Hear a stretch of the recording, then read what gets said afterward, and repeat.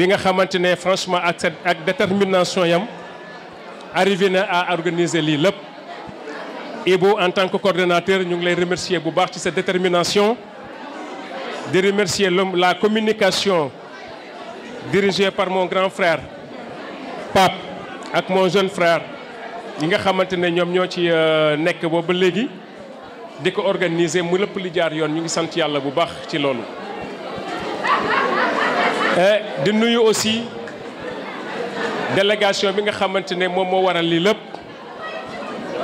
di ci jiital nuyoo suñu papa Talla Sène di ci teg suñu mairesse ma sœur Soukey Samb di ci nuyu le responsable des jeunes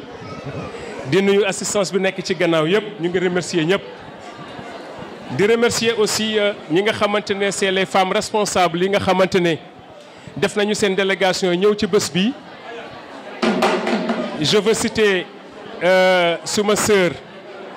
Binta Mbodj bi nga xamante ne franchement def na lépp lu mu mën vraiment ak délégation yam pour mën a assister journée bi. ñu lay jéggalu bu baax aussi Binta di la jéggalu bu baax yaax sa délégation bi nga àndal ndax on a vraiment mis beaucoup de temps pour mën leen récupérer jël si fi ngeen nekkoon du suñu coobare. suñu amoon lu ñu gënal waxtu ba nga xamante ne moom ngeen génn rek ñu jël si leen. mbokk yi may leen di tuuti rek ñu yeggali. ci après suñu président jël ñu tëj na ñëpp noppi te déglu ko lu am solo lay wax. ci situation bi demee noonu rek Binta ñu ngi lay jéggalu bu baax yaak ñi nga àndal. di remercier aussi les jeunes avec qui depuis des mois ñu ngi ànd ak man aussi je veux nommer le responsable muy boy Jacques Diouf ak délégation bu mu ànd sil di remercier aussi mon frère Paul Ngor bi nga xamante ne aussi depuis il ménage aucun effort pour que vraiment ñu mën a dem de l'avant par rapport à la politique bi nga xamante ne moom la ñuy def. di remercier suñu grand frère Paul Diop qui est notre coordonnateur fale au niveau local fale à Ndiong. di nuyu suma xarit suma doomi ndey aussi Mamadou Kadam Diakhaté yi nga xamante ne franchement parler aussi moom mu ngi def lépp lu mu mën pour que vraiment li ñu sumb ñu mën ko réussir. di nuyu ñëpp ñi nga xamante ne rek vraiment ñu ngi fii aussi ànd ak le docteur Cheikh Seck vraiment di ko jàppale muy góor muy jigéen muy mag di ndaw def lépp li nga xamante ni ñu ngi koy def pour vraiment ñu mën a réussir le jour du soir le soir du 23 janvier incha allah yàlla may ñu ndam.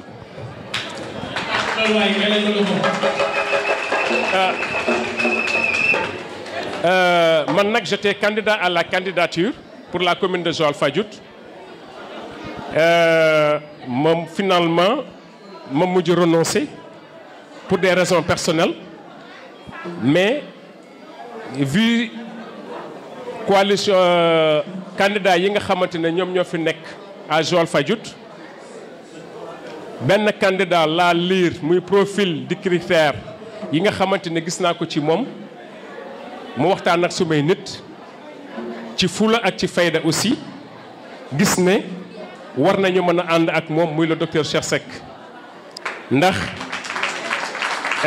man ku ma xam nga ne xamoo ma si ñàkk fayda xamoo ma si yu ñëfu ñàkk fayda xamoo ma si yu ñàkk fula lépp lu may dox suba ba ngoon ci fula lay doon ak ci fayda lay doon kon docteur Cheikh Seck gis naa ci moom fula gis naa ci moom détermination par rapport à la commune programme am méngoog suma programme Soukey bi nga xamante ne mooy comme ni mu ko waxee léegi une femme très déterminée aussi wax na ko léegi muy ne vraiment problème mu ndox bi nga xamante ne am na fi yooyu yëpp bokk na ci li nga xamante ne wax dëgg neex yàlla c'est des sentiments que nous partageons avec la population ak yeneen yoo xamante ne xëy na moom su ñëwee dina ci dugg muy suñu programme wax dëgg neex yàlla ñu gis ne méngoo na ak li nga xamante ne moom mooy suñu bëgg-bëgg pour Joal-Fadiouth ñu ne dans ce cas le candidat idéal c'est docteur Cheikh Seck loolu moo tax ñu ànd ak docteur Cheikh Seck.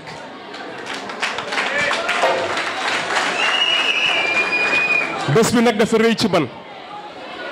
bés bi dafa rëy ci man lu tax bés bi rëy ci man mooy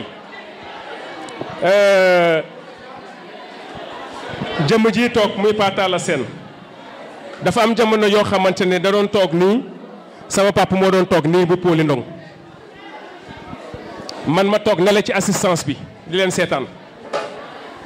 àdduna dafa gudd tànk boo xamante ne ñun ñëpp war nañu ko delloo suñu xel ci yàlla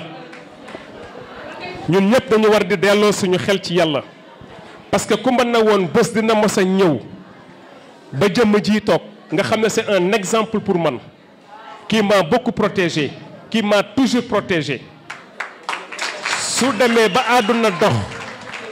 ba mu toog ma toog nga xam ne àdduna gudd na tànk kon Poli Ndong fa mu tëdd tey xolam sedd na Poli Ndong fa mu tëdd tey xolam sedd na te man fara Poli man may Poli Ndong ku mu neex ku mu naqadi man may Poli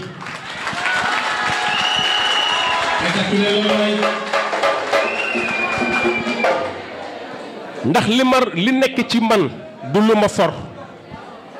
lu nekk ci man du lu ma for su ma amoon lu ma gënal duma politique ndax Poli Ndong ku ko xamoon xam nga ne population Joal Fadiouth moo ko gënaloon njabootam jaay naa eau de javel jaay naa omo liggéey naa façon liggéey bu nekk Joal Fadiouth te suma baay moo nekkoon maire Joal Fadiouth boo waxee mun na la fara nga ne ko naa mun na ma demal nga liggéey ni say morom bés dina mos a ñëw di nga xam li ma la liggéeyal te loolu mooy dëgg bu ma neexoon tey ngay sol ay daalu 40 000 ay daalu 50 000 waaye est-ce que suma cër la kon tant que yooyu Poli Ndong doon dox su ma demee ba jamono dox ma dugg ci politique dama fas yéene dëgg boobu mu doon doon dund ak population Joal Fadiouth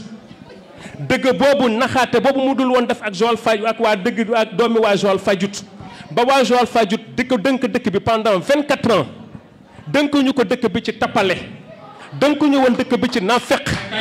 dënkuñu woon dëkk bi dënkuñu ko woon dëkk bi ci di nax population bi da doon fexe ba population Joal Fadiouth alal Joal Fadiouth moog suñu Papa Talla Sène ñuy xool naka la ñu mën a def bay régler la situation de Joal Fadiouth ñu dem ba xam ne budget Joal Fadiouth mënut a gérer lu ñu bëgg ci Joal Fadiouth Papa Talla Sène jaar côté Allemagne parce que moom allemand la Poli Ndong jaar côté France Canada yak yooyu yàlla dimbale leen wax dëgg neex yàlla ñi ci kaw di leen dimbale ba lépp li nga xamante ne bëggoon nañ ko réaliser ñu di ko réaliser ci Joal Fadiouth jëmm ji toog di docteur Cheikh Seck man su ma gisoon ci moom ñàkk fayda du ma ànd ak moom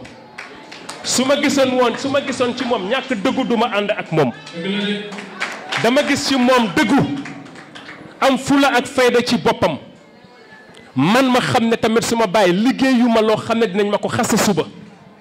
kon même su ma demee bay ànd ak nit damay choisir ki nga xamante ne moom laa war a àndal te it defuma ko man kese dama ko ànd ak def ko ak ñi nga xamante ne ñooñu laa doon àndal démb ak barke démb di góor di jigéen ñu di ko ànd di ko def waxtaan ne ko toog waxtaan ne ko xool jëmam xool fulam xool faydam ci moom gis dëggoom gis ambition yam gis intention yam pour la commune de Joal Fadiouth te xam naa ne su ngeen ko jàppalee ba fal ko incha allah lu Poli Ndong namoon yeggal li ci Joal Fadiouth le docteur Cheikh Seck dina ko def.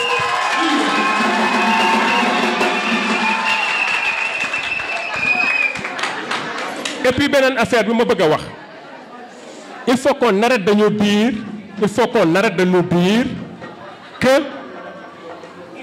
la promesse électorale appartient à celui qui le croit loolu waxu tappale la ak waxu njublang la gis nga góor yi ngeen doon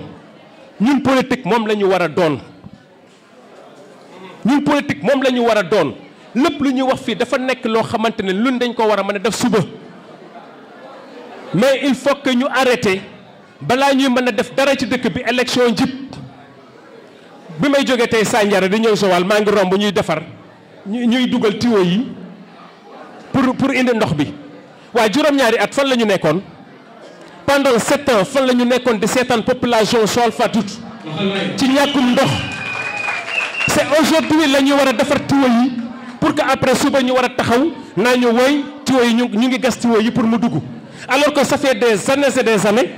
ñu wut tuyau yi waroon a dugg biir Joal Fadiouth ñu bloqué ko Mbodiène tout en disant que tuyau yi bu duggee Joal Fadiouth dañu ne Boucar Diouf moo ko fi indi. ana kooku naka la amee yërmande ci population yam man dama yaakaar ne soo nekkee jigéen yàlla dimbale la ci say biiri jigéen yàlla dimbale la sepp la ci seen biir jox la benn daraja bi da nga war a yërëm say moromi jigéen yi di jóg 4 heures du matin 3 heures du matin di wute ndox alors que yow am nga possibilité boo leen dimbalee nga jël tuyau yi bloqué ko à Mbodiène pour que ndox mi du mën a yegsi nga bëgg a bàyyi ba nga xamante ne ñaari at moo leen dese même pas 2 ans ngeen bëgg ñu sonal dañu dugalal le tuyau alors que pendant 7 ans jigéen ñi ñu ngi souffrir ci ndox.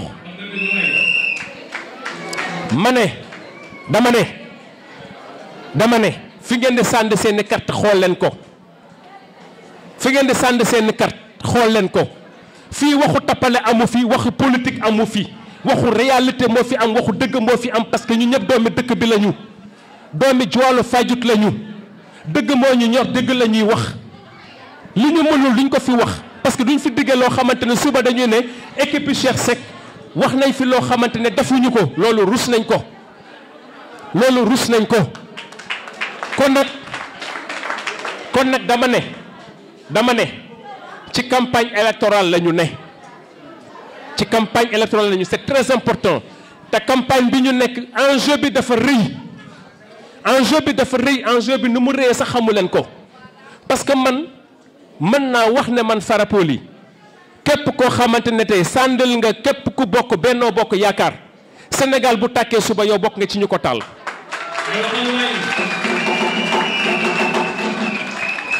parce que le président bi nga xamante ne doit être le président sortant soxlaatuñu ko fii tey fu mu nekk ni élection locale yi mooy déterminer ji présidentielle yi. élection locale yi lay xaar pour mën a briguer son 3e mandat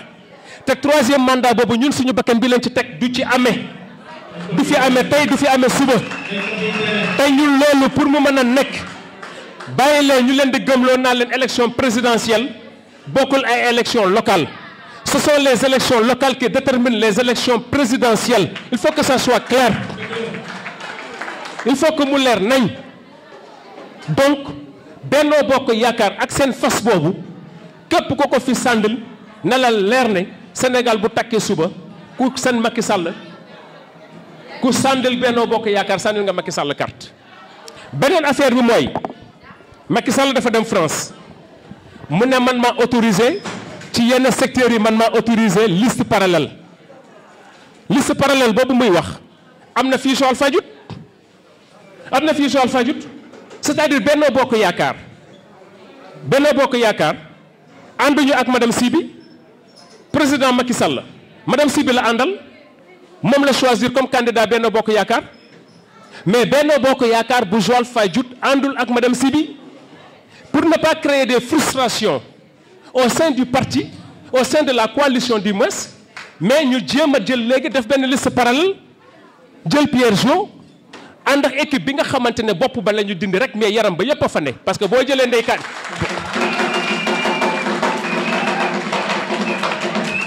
parce que soo jëlee toute l'équipe municipale bi nga xamante ne musiba bu ñu dal tey bu ñu mënti dal tey ñoom ñoo ñu ko teg ñu jël ko tey ànd ñoom ñëpp avec toute cette équipe là ñu ànd ak Pierre Jo ana lu changé amul dara lu changé il faut qu'on arrête de leurrer les gens il faut que ñu arrêté di nax nit ñi moo tax ma ne foog ñu xippi ñi ñëpp suñuy bët ñu xool fan la ñuy dugal suñuy carte parce que liste madame Benno Bokk liste madame Sibi ak liste Pierre Jo ku ci gagné ci ñoom ñaar Macky Sall nga liggéeyal